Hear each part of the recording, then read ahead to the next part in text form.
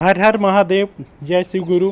देखी जा, हमनी के जैसे भगवान शिव गुरु सबके गुरु हमें, वही तरह हमनी के प्रत्येक आदमी के जे भी सनातनी धर्म से जुड़ल बा ओकर सबके ईश्वर प्रभु श्री रामचंद्र जी हैं। और यही चलते सनातन धर्म में प्रभु श्री राम के नाम लेवे के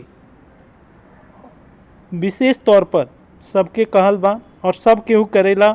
जय श्री राम।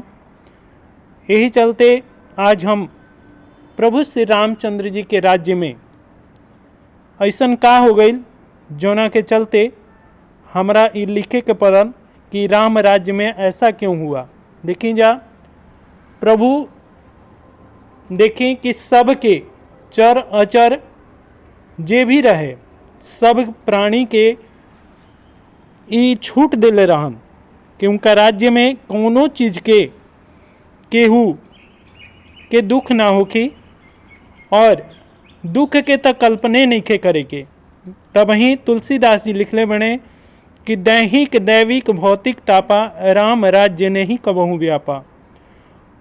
और राम के राज्य में देखी जा पेड़ पौधा जीव जंतु घास पात सब बोलत रहे, सब प्रभु से बात करते रहे। और बहुत धन्य रहे कि जौन प्रभु श्री रामचंद्र जी के राज्य में वो जन्म लेले होई, जे भी होई वो सब ऋषि मुनि हुई हैं। काहे कि आम आदमी राम राज्य में ना रह सकता और बहुत तपस्या कैले हुई, कोटि जन्म के तपस्या भइल हुई, तब प्रभु श्री रामचंद्र जी के राज्य में उन्हीं के जन्म भइल हुई। धन्य भाग बा। हम कोटि कोटि प्रणाम करतनी अयोध्यावासी के, जे अयोध्यावासी में आज भी अयोध्या में जन्म ले ले बा। वो आज भी प्रभु श्री रामचंद्र जी के विशेष चहेता बा और भगवान श्री राम के विशेष अनुकंपा वो लोग पर बा। यही चलते हम फिर से कथा दोहराओ तनी कि एक दिन एगो भिखारी बेचारा भिक्षा मांगे अयोध्या में जात रहे और भिखारी के देख के एगो कुत्ता बहुत ज़ोर से भौंके लागल, जना के चलते वो भिखारी एगो पत्थर उठा के और कुत्ता के मार दिलस। जना के चलते कुत्ता भी पहुंच गई प्रभु श्री रामचंद्र जी के द्वार पर और जाके गुहार लगौलस कि हे प्रभु हमरा न्याय चाही, हे प्रभु हमरा न्याय चाही। ए पर दरबारी सब दरबार में वो कुत्ता के पेश कैले सब प्रभु श्री रामचंद्र जी के दरबार में। दरबार खूब बढ़िया सजल बा, जोना में संत महात्मा और तरह तरह के मंत्री सब रहन जा न्याय करे वाला। भगवान श्री राम के फिर से हम दोहरावल चाहते नहीं कि भगवान श्री रामचंद्र जी के बेरा में चर अचर जीव सब पेड़ पौधा वृक्ष कुत्ता बिलार जे भी रहे सब एक दूसरा से बात करते रहे और एक दूसरा से बैर भाव भुला के और प्रभु श्री रामचंद्र जी के राज्य में रहत रहे। शेर बकरी सब एक एक घाट पर पानी पिए। यही राम राज्य के सबसे बड़ कल्पना रहे और यही राम राज्य रहे जौना के आज भी हमनी के कल्पना करतन जा कि ऐसन हमनी के राम राज्य रहो। तब वो कुत्ता जब प्रभु श्री रामचंद्र जी के दरबार में जाके गुहार लगौलस कि हे प्रभु हमरा न्याय चाही, तब भगवान श्री राम कहलें कि बतावा तहरा का दुख बा।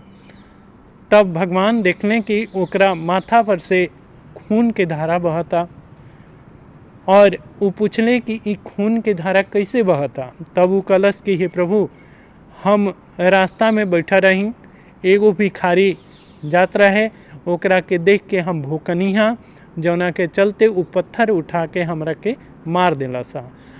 यही चलते हम रउरा से न्याय मांगे आयल बने। तब भगवान कहलें कि एमे कौन बात हो गई, जब तहार प्रवृत्ति ये बा अपन दरबारी के कहलें कि जल्दी से वो भिखारी के पकड़ के ले आवा कि वो काहे मरलसा ई कुत्ता के। तब वो भिखारी के पकड़ के दरबारी सब सैनिक गइले सा और पकड़ के ले ले सा। भिखारी आयल तब भगवान पूछले कि ई बतावा कि तू ई कुत्ता के काहे मरला। तब वो कहता भिखारी कि कुत्ता हमरा के देख के भौंकला सा और हम एकरा के पत्थर उठा के मरनी है। तब भगवान पूछले कि ई बतावा कि ई कुत्ता ना भौंकी तो तू भौंकवा, काहे कि कुत्ता के तो प्रवृत्ति बा भौंकल, जब ओकर भौंके वाला प्राणी है तो भौंकबे करी और तारा के कटला सता ना। तब वो भिखारी चुप हो गई। तब भगवान कहले कि हे कुत्ता तू बतावा कि एकरा के का सजा दियाओ भिखारी के। तब वो कुत्ता कलश कि हे प्रभु हम चाहतनी कि पिछला जन्म में हम जहाँ मठाधीश रही यानी नेता रही ओइजे इनको के भेज दियाओ और एकरा के मठाधीश बना दियाओ यानी नेता बना दिया वो राज्य के। तब भगवान कहले कि ई कौन न्याय भइल, ई तो न्याय ना भइल, ई तो एगो तू इनका के गांव के चाहे राज्य के एगो नेता बनावल चाहत रह, तो नेता और राजा दोनों एक लेखा होले, तब एकरा से तारा न्याय कैसे मिले। तब वो कुत्ता कलश की देखी प्रभु पिछला जन्म में हम ही वो राज्य के नेता रही और मठाधीश रही और हम तरह तरह के पाप कैनी। मठाधीश बनला के कारण हमरा में अभिमान रहे और हम तरह तरह के जौन भी पैसा कौड़ी आवत रहे, जौन भी चढ़ावा चढ़त रहे, वो सब के हम खा जात रही। हम कौनो प्राणी में ना बांटत रही, कौनो गांव घर में ना बांटत रही। जितना भी राजा हमरा के देत रहन उस सब के हम खा जात रही और लोग के झूठा बना देत रही। लोग के ऊपर हम एजा तक की दबाव रखले रही कि केहू भी राजा से हमार बात के कही ना जात रहे और अन्याय सहत रहे हमार, जौना के चलते राउर कृपा से ये जन्म में उहे मठाधीश हम कुत्ता बन के जन्म लेनी और ई भिखारी भी ओइजा जाके मठाधीश बनी और मठाधीश बन के एकरो अभिमान होई और ई अभिमान के बस इहो वही तरह लोग के जौन पैसा कौड़ी रही, जौन भी ओकनी के हक रही, ई हक के कमाई ना खाई और सबके हक ई खुदे खा जाई। और जब हक के कमाई सबके खा जाई तो एकरा पाप लागी और पाप लागी तो दूसरा जन्म में इहो कुत्ता बनी और कुत्ता बनी तो केहू न केहू एकरो के पत्थर मारी। जब एकरा के पत्थर मारी तब एकरा पता लागी कि भौंकला से पत्थर अगला मरले बा और काहे मरले बा। काहे कि देखी हमार प्रवृत्ति है ई भिखारी के हम कुछ कटबो ना कैनी हाँ, कुछ कहबो ना कैनी हाँ, हम सिर्फ भौंकनी हाँ, जौना के चलते ही पत्थर मरला। तब अगला जन्म में जब एकरा के पत्थर मारी तब हमार न्याय के बदला पूरा हो जाए।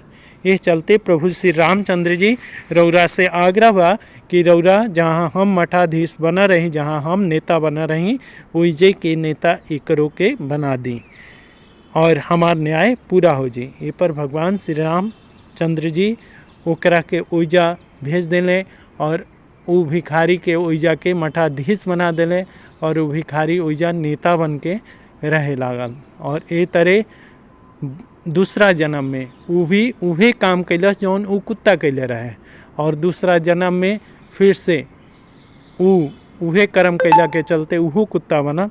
और ये चलते हम कहतनी कि प्रभु श्री रामचंद्र जी के राज्य में ही ऐसन हो सकता कि ओइजा कुत्ता तक के न्याय मिलता और प्राणी के तो बातें कह दी कि सबके तो न्याय मिलते रहे, बाकी रोजा के चर प्राणी के भी न्याय मिलत रहे। और ये चलते राम राज्य के कल्पना हमनी के अपन भारत में भी करतन जा। और पर कुछ ऐसन दुराचारी और प्रभाव के चलते हमनी के देश के दुर्भाग्य बा कि हमनी के देश के नेता आज भी नोच नोच के सब जनता के खातर है, जौना के चलते आज भी हमनी के जनता जौन बा भिखारी बनल बा। नहीं तो अगर हमनियों के नेता अगर भगवान श्री रामचंद्र जी लेखा रही तब जरूर से जरूर हमनियों के राम राज्य एजा पूरा हो जाए। जय श्री राम, हर हर महादेव, जय शिव गुरु।